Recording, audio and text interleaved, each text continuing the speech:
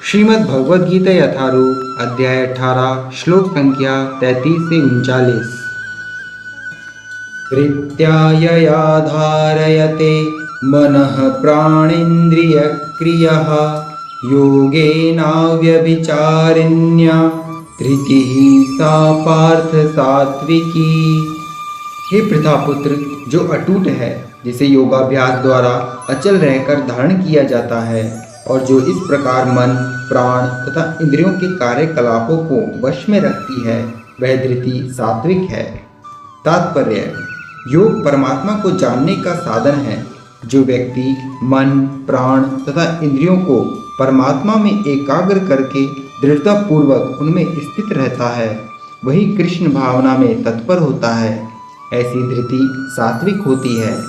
अव्यभिचारिण्या शब्द अत्यंत महत्वपूर्ण है, क्योंकि यह सूचित करता है कि कृष्ण भावनामृत में तत्पर मनुष्य कभी किसी दूसरे कार्य द्वारा विचलित नहीं होता। यया तु धर्म कामार्थान धृत्या धारयते अर्जुन प्रसंगेन फलाकांक्षी धृतिः सा पार्थ राजसी। लेकिन हे अर्जुन, जिस धृति से मनुष्य धर्म, अर्थ तथा काम के फलों में लिप्त बना रहता है, वह राजसी है। तात्पर्य: जो व्यक्ति धार्मिक या आर्थिक कार्यों में कर्म फलों का सदैव आकांक्षी होता है, जिसकी एकमात्र इच्छा इंद्रिय तृप्ति होती है तथा जिसका मन, जीवन तथा इंद्रियां इस प्रकार संलग्न रहती हैं, वह रजोगुणी होता है। यया स्वप्नं भयं शोकं विषादं मदमेव च न विमुञ्चति दुर्मेधा धृतिः सा पार्थ तामसी। हे पार्थ, जो धृति स्वप्न, भय, शोक, विषाद तथा मोह के परे नहीं जाती, ऐसी दुर्बुद्धिपूर्ण धृति तामसी है। तात्पर्य: इससे यह अर्थ नहीं निकालना चाहिए कि सतोगुणी मनुष्य स्वप्न नहीं देखता। यहाँ पर स्वप्न का अर्थ अति निद्रा है। स्वप्न सदा आता है, चाहे वह सात्विक हो, राजस हो या तामसी। स्वप्न तो प्राकृतिक घटना है। लेकिन जो अपने को अधिक सोने से नहीं बचा पाते, जो भौतिक वस्तुओं को भोगने के गर्व से नहीं बचा पाते, जो सदैव संसार पर प्रभुत्व जताने का स्वप्न देखते रहते हैं और जिनके प्राण, मन तथा इंद्रियां इस प्रकार लिप्त रहती हैं, वे तामसी धृति वाले कहे जाते हैं। सुखं त्विदानीं त्रिविधं ऋणु मे भरतर्षभ अभ्यासाद्रमते यत्र दुखान्तं च निगच्छति। हे भरतश्रेष्ठ, अब मुझसे 3 प्रकार के सुखों के विषय में सुनो, जिनके द्वारा बद्ध जीव भोग करता है और जिसके द्वारा कभी कभी दुखों का अंत हो जाता है। तात्पर्य: बद्ध जीव भौतिक सुख भोगने की बारंबार चेष्टा करता है। इस प्रकार वह चरविद चरवण करता है, लेकिन कभी कभी ऐसे भोग के अंतर्गत वह किसी महापुरुष की संगति से भवबंधन से मुक्त हो जाता है।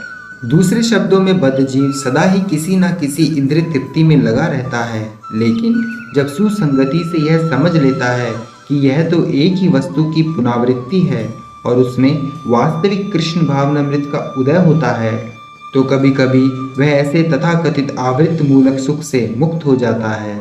यत्तदग्रे विषमेव परिणामेऽमृतोपमं तत्सुखं सात्विकं प्रोक्तम् आत्मबुद्धि प्रसादजम्। जो प्रारंभ में विष जैसा लगता है, लेकिन अंत में अमृत के समान है, और जो मनुष्य में आत्म साक्षात्कार जगाता है, वह सात्विक सुख कहलाता है। तात्पर्य: आत्म साक्षात्कार के साधन में मन तथा इंद्रियों को वश में करने तथा मन को आत्म केंद्रित करने के लिए नाना प्रकार के विधि विधानों का पालन करना पड़ता है। ये सारी विधियां बहुत कठिन और विष के समान अत्यंत कड़वी लगने वाली है, लेकिन यदि कोई इन नियमों के पालन में सफल हो जाता है और दिव्य पद को प्राप्त हो जाता है, तो वह वास्तविक अमृत का पान करने लगता है और जीवन का सुख प्राप्त करता है।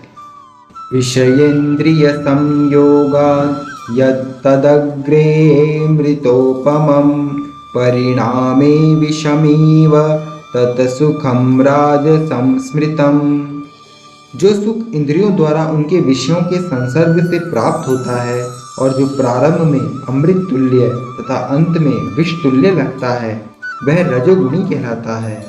तात्पर्य: जब कोई युवक किसी युवती से मिलता है तो इंद्रियां युवक को प्रेरित करती हैं कि वह उस युवती को देखे, उसका स्पर्श करे और उससे संभोग करे। प्रारंभ में इंद्रियों को यह अत्यंत सुखकर लगता है, लेकिन अंत में या कुछ समय बाद वही विष तुल्य बन जाता है। तब वे विलग हो जाते हैं या उनमें तलाक, विवाह विच्छेद हो जाता है। फिर शोक, विषाद इत्यादि उत्पन्न होता है। ऐसा सुख सदैव राजसी होता है। जो सुख इंद्रियों और विषयों के संयोग से प्राप्त होता है, वह सदैव दुख का कारण बनता है। अतएव इससे सभी तरह से बचना चाहिए। यदग्रे चानुबंधे च सुखं मोहनमात्मनः निद्रालस्य प्रमादोत्थं तत्तामसमुदाहृतम्। तथा जो सुख आत्म साक्षात्कार के प्रति अंधा है, जो प्रारंभ से लेकर अंत तक मोह कारक है और जो निद्रा, आलस्य तथा मोह से उत्पन्न होता है, वह तामसी कहलाता है। तात्पर्य: जो व्यक्ति आलस्य तथा निद्रा में ही सुखी रहता है, वह निश्चय ही तमोगुणी है। जिस व्यक्ति को इसका कोई अनुमान नहीं है कि किस प्रकार कर्म किया जाए और किस प्रकार नहीं, वह भी तमोगुणी है। तमोगुणी व्यक्ति के लिए सारी वस्तुएं ब्रह्म हैं। उसे ना तो प्रारंभ में सुख मिलता है, ना अंत में।